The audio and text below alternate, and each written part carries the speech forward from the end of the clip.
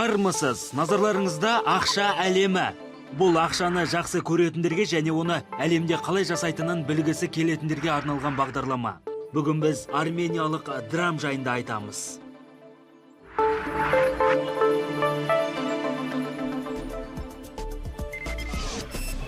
Армян тілінен аударғанда драм сөзі ақша деген мағынаны білдіреді. Ал армян тіліне ол грек тілінен келген екен. Яғни кейінгілері өз валютасын драхма деп атады. Драм жайындағы ең көне деректер 12 ғасырға тиесілі. Ол кезде күміс монеталар дәл осылай делінген. Ал қазіргі қаржы әлемінде армениялық драм жайында мынадай ақпараттар бар. Эмитент және айналым аумағы. Армения Республикасы. Қолданысқа енген уақыты 1993 жыл. Бастапқы валюта КСР рублі және ресейлік рубль.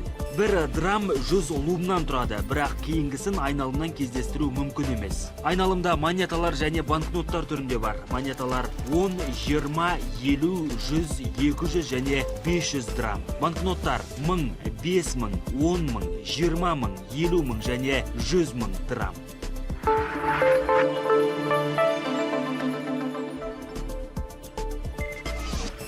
Армениялық валютаның алғашқы дизайны Германияда жасалды, ал қазіргі ақшаларды британдық Thomas Delaro компаниясы әзірледі. Алғашқы үлгілерімен салыстырғанда соңғысы бояуға бай, ал олардың бетінде Арменияның атақты ғалымдары мен мәдени қайраткерлері, сонымен қатар тарихи ескерткіштердің суреті бар.